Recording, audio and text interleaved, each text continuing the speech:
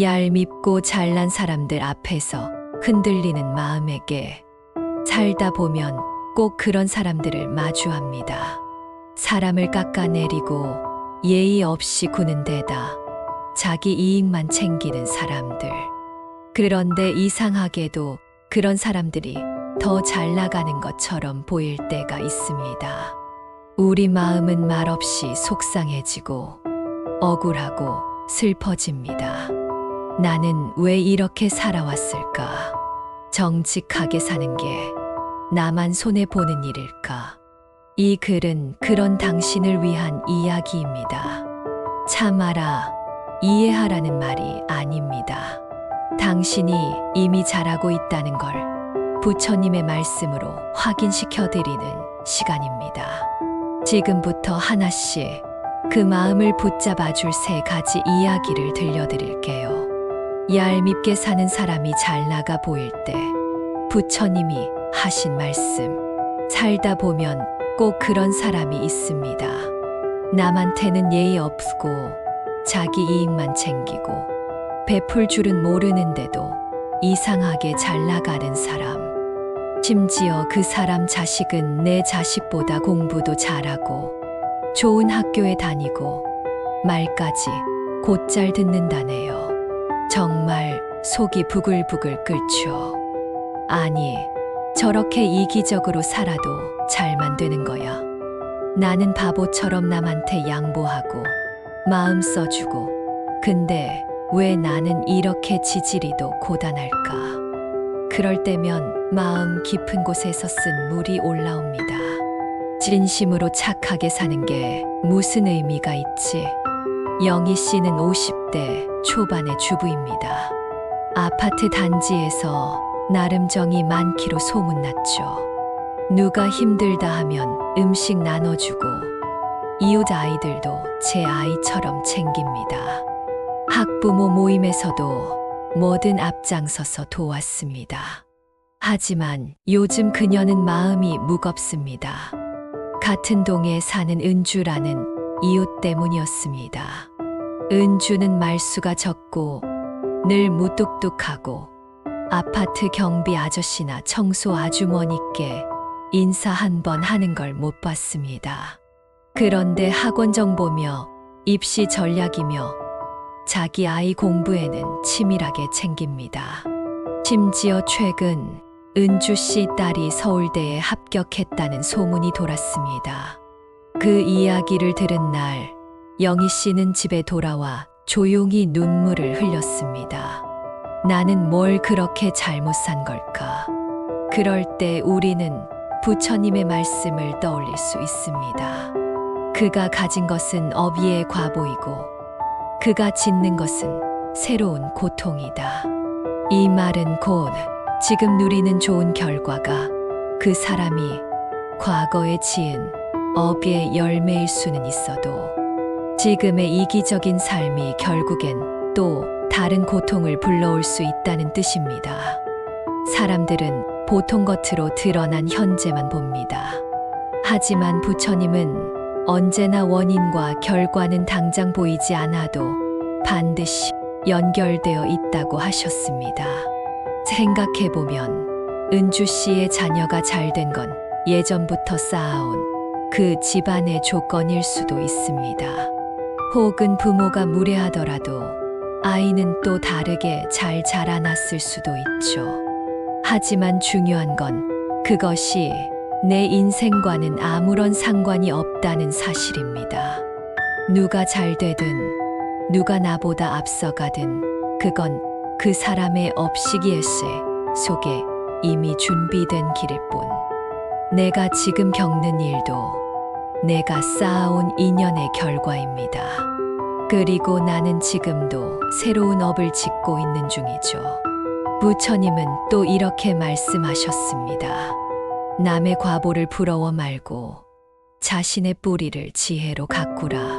지금 당장은 손해보는 것 같아도 지혜롭게 나의 뿌리를 다지고 남을 해하지 않고 작은 인연도 소중히 대하는 그 삶이 결국 나를 지탱합니다. 그리고 중요한 건 남이 잘 되는 걸 보며 내 마음이 흐려지면 그 순간 내 복이 새기 시작한다는 점입니다. 한 번은 스님께서 이런 말씀을 하신 적이 있습니다. 독한 마음을 품은 자가 잠깐 잘 되는 건 마치 달리는 말에 비단을 걸어 놓은 것과 같다. 곧 흙먼지에 더러워지고 바람에 날려 사라진다. 그럴싸하게 보일 수는 있어도 오래 가지 않는다는 겁니다. 세상엔 정직한 사람들이 더디게 가지만 더 멀리 가는 이유가 분명히 있습니다. 그건 그들이 지키는 마음이 결국 삶의 방향을 잡아주기 때문이죠. 영희 씨도 그런 깨달음을 얻었습니다. 몇 날 며칠 속이 상해 있었지만 문득 자신이 지나온 길을 떠올렸습니다. 자신이 도와준 이웃들, 같이 나눈 웃음, 학부모 모임에서 함께 준비한 발표회, 아이가 우리 엄마가 최고야 하며 안겼던 그날. 그래, 나는 내 몫의 복을 살아가고 있었구나. 그 순간 얄미운 그 이웃도 자식 자랑도 부럽기보다 멀어졌습니다. 영희 씨는 다시 밝은 얼굴로 이웃에게 인사를 건넵니다. 복은 그런 마음에 다시 찾아오기 시작하니까요. 부처님의 말씀처럼 남이 가진 복을 부러워할수록 내 마음에 복이 줄고, 남을 축복할수록 내 인생에 복이 깃든다. 그러니 오늘 얄밉게 살아도 잘 되는 사람을 봤다면 이렇게 중얼거려 보세요.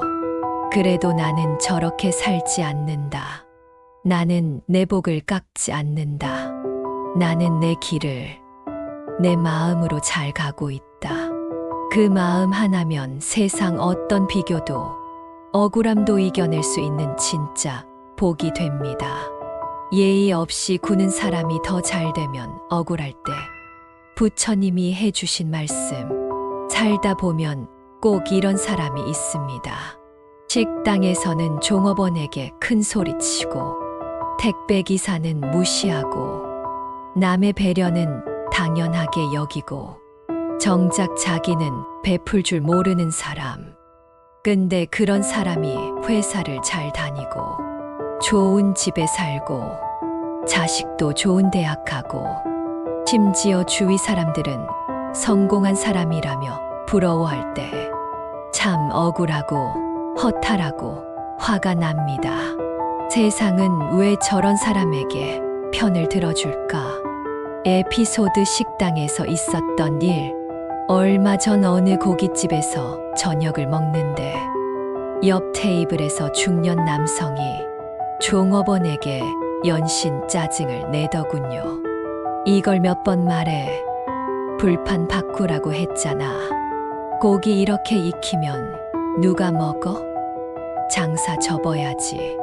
종업원은 연신 죄송하다며 허리를 숙였고, 그 옆에 앉은 가족들은 오히려 당당해 보였습니다. 우리가 돈 내고 먹는데 이 정도는 해야지라는 눈빛으로요. 그런데 나중에 들은 얘기로는 그 남성은 꽤 잘 나가는 중견기업의 임원이었고, 아들은 의대, 딸은 명문대에 재학 중이라는 이야기도 들렸습니다. 그 순간 마음이 복잡해졌습니다. 저렇게 사람을 함부로 대하는데도 저렇게 잘 산다고? 내가 배려하고 참고 살아온 게 너무 허망한 건 아닐까? 부처님의 말씀 창끝의 꿀. 이럴 때 부처님께서는 이렇게 말씀하셨습니다. 악행의 복이 따라붙는 것은 창끝에 맺힌 꿀이 달콤하듯 잠시 달기 때문이다. 그러나 그 꿀은 떨어지고 창은 결국 그를 찌를 것이다. 지금 그 사람이 달게 사는 것 같아 보이지만 그건 창끝에 맺힌 꿀방울일 뿐이라는 말씀입니다. 그 달콤함은 오래가지 않고 그 끝엔 반드시 고통이 찾아온다는 뜻이죠. 지금 우리가 보는 건 아주 잠깐의 겉모습일 뿐입니다. 그가 진짜 행복한지는 아무도 알 수 없습니다. 복은 돈과 성적표에만 있지 않다. 우리는 종종 복을 좋은 집, 좋은 차, 명문대, 높은 연봉 같은 것으로만 생각합니다. 하지만 부처님은 말씀하셨습니다. 복이란 자기를 해치지 않고 남도 상하게 하지 않는 삶에서 나온다. 즉, 복은 마음이 고요하고 나를 부끄럽지 않게 만드는 삶에서 자랍니다. 식당에서 다른 사람을 깎아내리고 무례하게 굴며 쌓아 올린 성취는 결국 자기 마음의 평화를 깨뜨립니다. 아무리 밖에서 잘나 보여도 내면은 가시밭길을 걷는 것과 다름없습니다. 그 사람과 나는 전혀 다른 길을 가고 있다. 한 번쯤은 생각해 보셨을 겁니다. 저 사람처럼만 살면 돈도 많고 덜 스트레스 받을 텐데. 하지만 정말 그럴까요?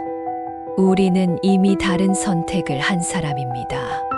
남을 존중하고 약자를 배려하며 작은 친절도 소중히 여기는 삶.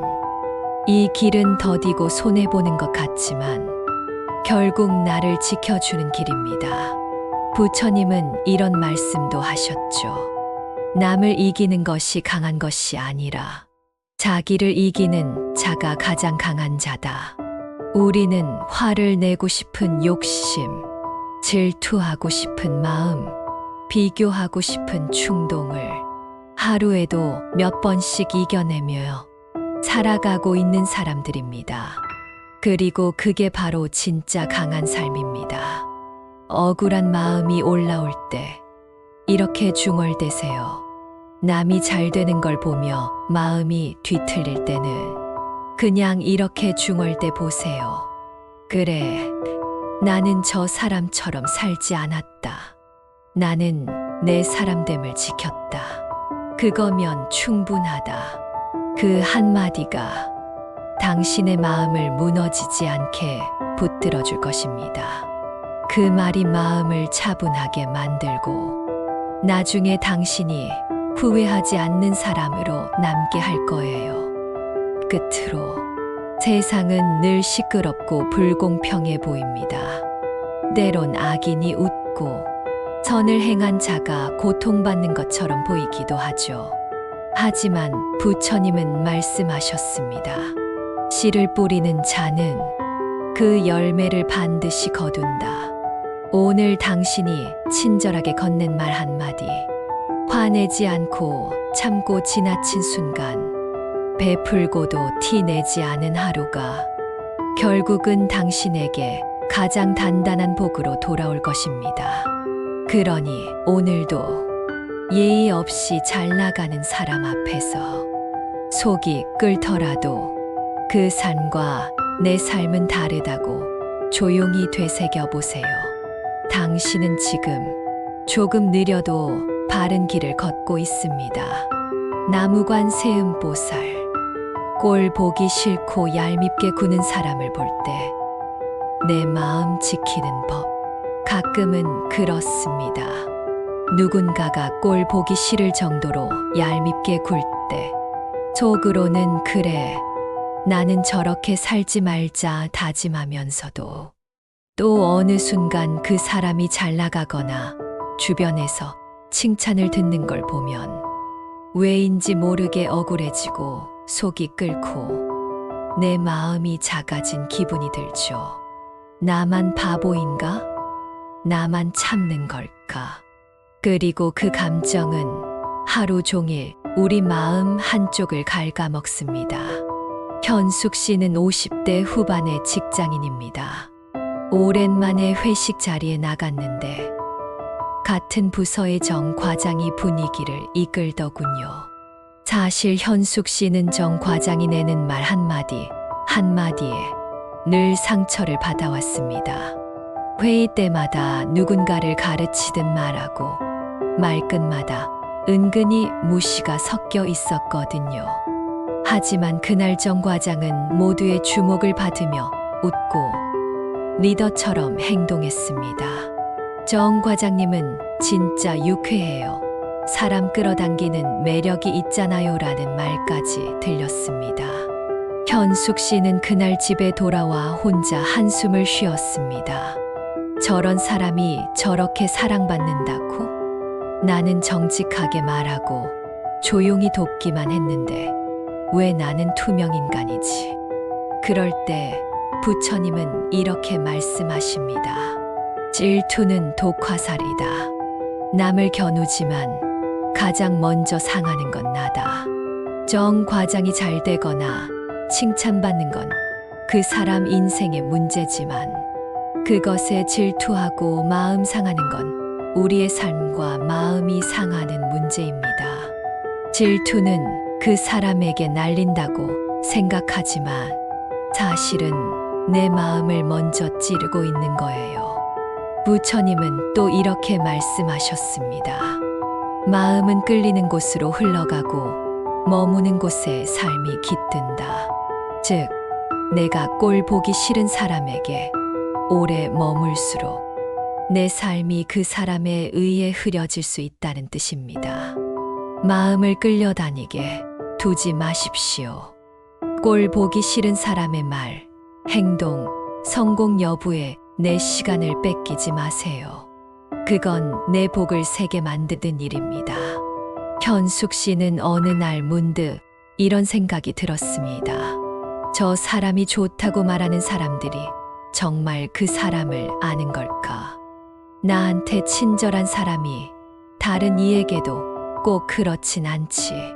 그리고 자신에게 이렇게 속삭였습니다. 나는 그런 말과 행동을 하지 않았고 내 곁의 사람들은 그걸 알아봐 줄 거야. 그날 이후 현숙 씨는 얄밉게 구는 사람에 집착하지 않게 되었습니다. 마음이 더 단단해졌고 오히려 같은 팀의 후배들이 부장님 덕분에 숨 쉴 수 있어요라는 말을 조용히 건넸습니다. 누군가가 얄밉게 굴 때 우리는 이렇게 세 가지로 마음을 지킬 수 있습니다. 첫째, 질투하지 말 것. 그 사람은 그 사람의 껍데기를 보여줄 뿐 속은 알 수 없습니다. 둘째, 마음이 머무는 곳을 스스로 정할 것. 꼴 보기 싫은 사람에게 마음을 내주지 말고 당신을 지지하고 아껴주는 사람에게 마음을 돌려보세요. 셋째, 내가 지켜온 품격을 스스로 알아줄 것. 세상에 말 안 해도 됩니다. 나는 내 복을 깎지 않고 살아왔다. 그걸 내가 아는 것으로 충분합니다. 부처님은 말씀하셨습니다. 마음이 고요한 자는 누구에게도 흔들리지 않는다. 그 누구도 내 마음을 흔들 수 없고 내 복을 깎아낼 수 없습니다. 단, 내가 그 복을 흔들지 않는 한, 그러니 오늘도 말없이 견디며 살아가는 당신께 이 말을 건네고 싶습니다. 당신은 잘 살고 있습니다. 당신의 복은 단단하게 자라고 있습니다. 그 마음을 잃지 마세요. 나무관 세음보살, 당신의 마음이 가장 큰 복입니다. 이렇게 세 가지 이야기로 함께 걸어왔습니다. 누구보다 얄밉게 구는 사람이 더 잘 되는 것처럼 보일 때, 예의 없는 사람이 사랑받는 것 같아 억울할 때, 꼴 보기 싫은 사람에게 마음이 끌려 괜히 하루가 어그러질 때, 그 모든 순간마다 부처님은 조용히 말씀하셨습니다. 남의 과보를 부러워 말고 당신의 뿌리를 지혜로 가꾸어라.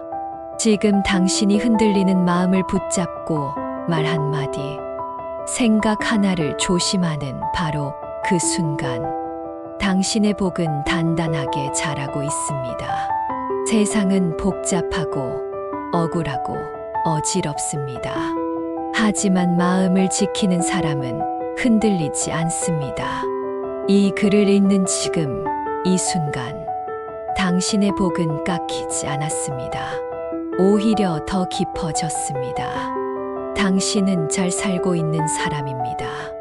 나무관 세음보살.